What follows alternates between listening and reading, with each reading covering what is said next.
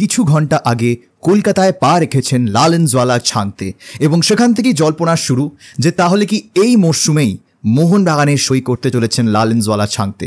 আজকে আমি জানি সকলেরই মাথায় এই প্রশ্নটা রয়েছে এবং হঠাৎ করেই জল্পনাটা শুরুই বা কেন হয়েছে, কোথা থেকে শুরু হয়েছে আমরা সেটাও কিন্তু জানি। তাহলে সত্যিটা কি, লালেনওয়ালা ছাংতে কি এই মরশুমেই মোহনবাগানে সাইন করছেন নাকি করছেন না?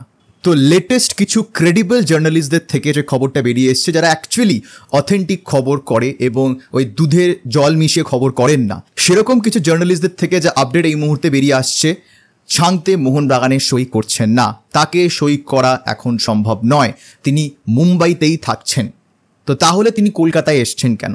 বিভিন্ন সূত্র মারফত অনেকেই অনেক রকম বক্তব্য জানাচ্ছেন। কেউ বলছেন যে ডুরান্তের শুটিং করতে ছাংতে এসছেন, কারণ এরই সাথে আরও অনেক ভারতীয় প্লেয়ার্সরাই ইতিমধ্যেই কলকাতায় এসে পৌঁছেছেন। যেরকম মেরিনাস এরিনা খবর করেছে যে উড়িষ্যার জেরিও কলকাতায় এসে পৌঁছেছেন। তো it could be very probable যে ডুরান্তের ফটোশ্যুট বা ডুরান্তের কোনো প্রোমো শ্যুট করতে এই প্লেয়ার্সরা কলকাতায় এসেছেন। তো এটাও একটা সম্ভাবনা। কিন্তু মোহনবাগানে ছাংতে সই করছেন এটা বলাটা আমার মনে হয় এখনও খুব প্রিম্যাচিওর একটা ব্যাপার, কারণ ছাংতের সাথে অবভিয়াসলি মুম্বাইয়ের কন্ট্রাক্ট রয়েছে, পরের মরশুমে সেই কন্ট্রাক্ট শেষ হয়ে যাচ্ছে।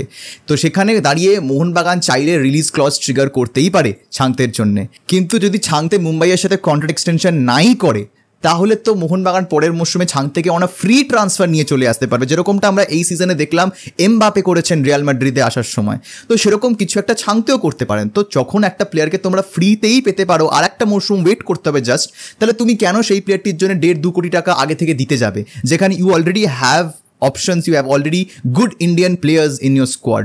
তো স্ট্র্যাটেজিক্যালি দেখতে গেলে মোহনবাগানের মতন একটা দল যারা এত সুন্দর রকমভাবে নিজেদের ট্রান্সফার টার্গেটসদের অ্যাপ্রোচ করে, এত সুন্দরভাবে তারা ডিল ক্লোজ করে, সেখানে দাঁড়িয়ে এত স্ট্র্যাটেজির মধ্যে এটা অবভিয়াসলি আমি যেটা ডিসকাস করলাম এটা একটা স্ট্র্যাটেজি হয়ে থাকতে পারে। তো সেখানে বিহাইন্ড দ্য সিনস আমরা তো জানি না যে কি হচ্ছে। মোহনবাগান এটা ছাং থেকে বলে থাকতেই পারে যে তুমি এসো না এই মরশুমটা, ওয়েট করো একটা মরশুম, ফ্রিতে তুমি চলে এসো আমাদের টিমে, পরের মরশুমটা তুমি আর কন্ট্রাক্ট এক্সটেনশন করো না মুম্বাইয়ের সাথে, হয়ে থাকতে পারে এরকম কথা। তাহলে সেই ক্ষেত্রে মোহনবাগান কেন এই মরশুমে ছাংতের জন্য যাবে? সো ওই জন্যই আমার মনে হয় যে মোহনবাগানের মতন একটা দল যারা ট্রান্সফার মার্কেটে অ্যাটলিস্ট ভীষণ রকমভাবে অ্যাক্টিভ এবং অনেক বেশি তারা বুদ্ধিমান, সেখানে দাঁড়িয়ে তারা কখনোই আমার মনে হয় না এই ডিলটা এক মরশুম আগেই সেরে ফেলবে। কিন্তু হ্যাঁ, এবার যদি এরকম কোনো কন্ট্রাক্ট থেকে থাকে ছাংতের, যেখানে অটোমেটিক তার কন্ট্রাক্ট এক্সটেনশন হয়ে যাবে কিছু পার্টিকুলার ক্রাইটেরিয়াস ফুলফিল করলে, তাহলে সেটা আলাদা ব্যাপার। তাহলে সেক্ষেত্রে মোহনবাগান কী স্ট্র্যাটেজি করবে সেটা এখনও আমরা জানি না। এই মরশুমে যাবে কি পরের মরশুমে যাবে সেটা এখনও বলা সম্ভব নয়। বাট আপাতত অ্যাটলিস্ট ক্রেডিবল জার্নালিস্টদের থেকে যা রিপোর্ট বেরিয়ে আসছে, ছাংতে এই মরশুমটা মুম্বাইয়ের জার্সি চাপিয়েই খেলবে। যদিও ট্রান্সফার মার্কেট অনেকটা আনপ্রেডিক্টেবল, তো আমাদেরকে ওয়েট করতে হবে, এখনও ট্রান্সফার উইন্ডো অনেক দিন বাকি এবং দিনের দিনে জিনিসপত্র চেঞ্জ হতে থাকে। আপুইয়া হঠাৎ করে মোহনবাগানে চলে আসবেন কে ভেবেছিল? তো সেই কারণে we can't rule out this transfer right away. But হ্যাঁ, there is a very big chance যে ছাংতে মুম্বাইতেই থাকছে এই মরশুমটা। পরের মরশুমে দেখা যাবে যে মোহনবাগান ছাংতের জন্য যাবে কিনা, and I think they will go for him.